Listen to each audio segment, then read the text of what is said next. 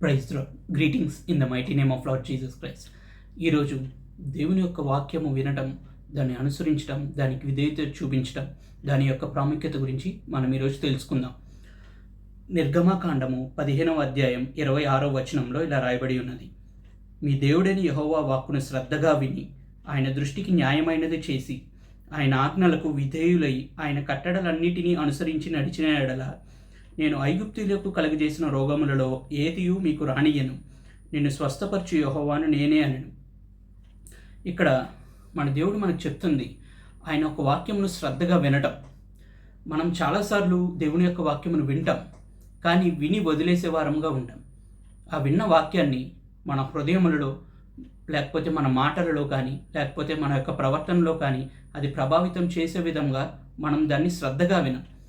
కేవలము దేవుని వాక్యము విని కాసేపు బాగుంది అనుకోవటం, లేకపోతే దాన్ని జస్ట్ వినుటకు మాత్రమే పరిమితం చేసి అది మన ఆలోచనలు కానీ మన ప్రవర్తనలు కానీ లేకపోతే మన యొక్క మాటలను కానీ కేవలం ప్రభావితం చేసే స్థితికి మనం ఆ స్థితిలో ఆ పరిమితిలో మనం ఆ వాక్యాన్ని వినం.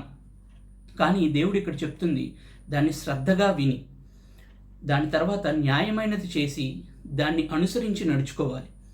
చాలాసార్లు మనం దేవుని విశ్వాసులం, దేవుని వాక్యమును విశ్వసిస్తున్నాం అని చెప్తాం, కానీ ఆ వాక్యమునకు విధేయత చూపించాం. దేవుడు కూడా అక్కడ నా ఆజ్ఞలకు విధేయులై ఆయన కట్టడలన్నిటినీ అనుసరించి నడిచిన ఎడల ఆయన ఆజ్ఞలకు విధేయత చూపిస్తున్నామా? నిజంగా చాలాసార్లు విశ్వాసులం అని చెప్పుకుంటాం, కానీ విధేయులుగా ఉంటున్నామా? దేవుని వాక్యము హెచ్చరించినప్పుడు, దేవుని వాక్యము గద్దించినప్పుడు, దేవుని వాక్యం ఇది కరెక్ట్ చేసుకోమని చెప్పినప్పుడు ఆ వాక్యమును మనం ఏ పరిమితిలో తీసుకుంటున్నాం? చాలాసార్లు దేవుడు వాక్యాన్ని వింటాం, దేవుని గురించి తెలుసుకుంటాం, కానీ అది మనల్ని ప్రభావితం చేసే విధంగా, అది మనం పశ్చాత్తాపం వైపు నడిపించే విధంగా కానీ విశ్వాసమును పెంపొందించే విధంగా కానీ అంత పరిమితిలో మనం వినం. ప్రభు అయిన యేసుక్రీస్తు వారు కూడా అలాగే చెప్తున్నారు. ప్రభువా ప్రభువా నన్ను పిలిచి ప్రతివాడు పరలోక రాజ్యంలో చేరడు, కానీ నా వాక్యము విని దాని ప్రకారము చేయువాడు మాత్రమే పరలోక రాజ్యమును అనుభవిస్తారు అని చెప్పారు. అవును, యేసుక్రీస్తు ప్రభు చెప్పినప్పుడు కూడా సాత్వికులు ధన్యులని చెప్పారు, హృదయ శుద్ధి గలవారు ధన్యులని చెప్పారు, ఆత్మ విషయమై దీనులైన వారు ధన్యులని చెప్పారు, సమాధానపరచువారు ధన్యులని చెప్పారు. కానీ ఇవన్నీ చేస్తే అసలు క్రైస్తవులే చాలా చులకనగా చూస్తారు. కానీ దేవుని వాక్యము ఎప్పుడు శక్తి గలది, బలము గలది. అది ఎప్పుడు మనల్ని రక్షణ వైపుకే నడిపిస్తుంది, అది ఎప్పుడు మనల్ని జీవము వైపుకే నడిపిస్తుంది. యేసుక్రీస్తు ప్రభు వారు చెప్పారు, నా మాటలు జీవమును ఆత్మయే ఉన్నాయని. ఆత్మానుసారమైన మనస్సు జీవమును సమాధానమునై ఉన్నది.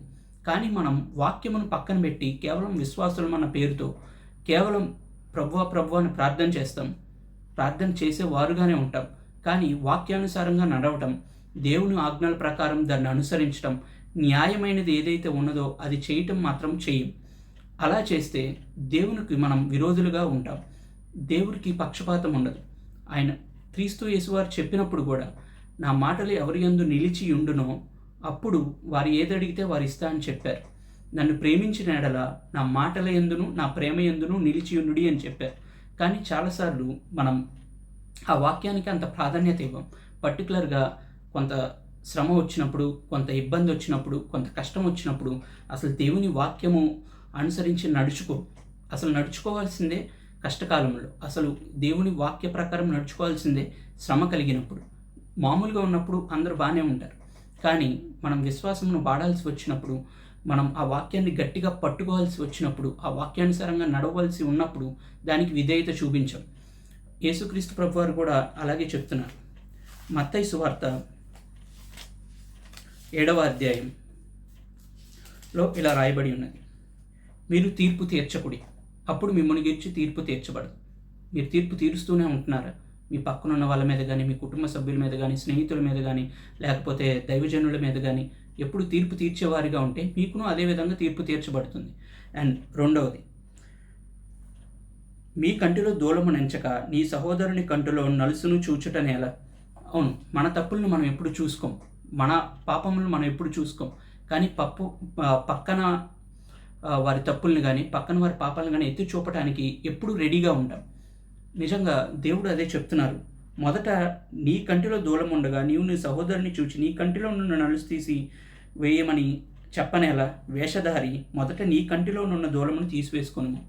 అవును, దేవుని వాక్యమును కేవలం వినేవారంగా ఉండి దాన్ని అనుసరించకపోతే మనం వేషధారులుగా ఉంటాం. దేవుడు అందరినీ క్షమిస్తారు కానీ వేషధారుల్ని మాత్రం క్షమించరు. మనం ఎప్పుడు దేవుని వాక్యమును కేవలం వినేవారంగానే కాకుండా శ్రద్ధగా విని దాన్ని అనుసరించి ఆయన ఆజ్ఞలు ఏవైతే ఉన్నాయో వాటికి విధేయులై ఉండి మనం నడుచుకుంటేనే ఆయన వాగ్దానములకు వారసులం అవుతాం, ఆయన ఆశీర్వాదములకు వారసులు అవుతాం. ఆయన ప్రణాళికలో మనల్ని ప్రవేశపెట్టి ఆయన పరిశుద్ధాత్మతో నింపుతారు. లేని ఎడల కేవలం మనం ప్రభువా ప్రభువా అనుకుంటూ ఉంటాము. యేసుక్రీస్తు అక్కడ చివరిలో చెప్పారు, ప్రభువా ప్రభువా నన్ను పిలుచు ప్రతివాడును పరలోక రాజ్యంలో ప్రవేశింపడు గాని పరలోకమందున్న నా తండ్రి చిత్త ప్రకారము చేయువాడే ప్రవేశించును.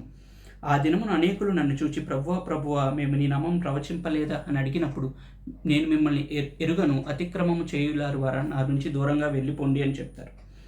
అండ్ కాబట్టి ఈ నా మాటలు విని వాటి చొప్పున చేయు ప్రతి వాడును బండ మీద తన ఇల్లు కట్టుకున్న బుద్ధిమంతుని పోలియుండును.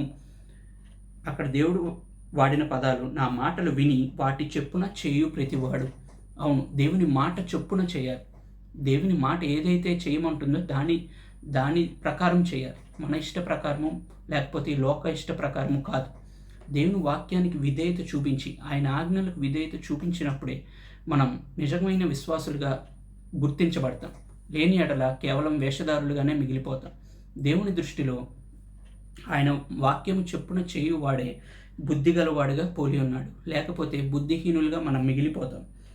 అప్పుడు ఆయన వాక్య ప్రకారం చేసినట్లయితేనే వాన కురిసెను, వరదలు వచ్చెను, గాలి విసిరి ఆ ఇంటి మీద కొట్టెను కానీ దాని పునాది బండ మీద వేయబడిను గనుక అది పడలేదు. సో కాబట్టి మన పునాది ఎప్పుడు దేవుని వాక్యమై ఉండాలి.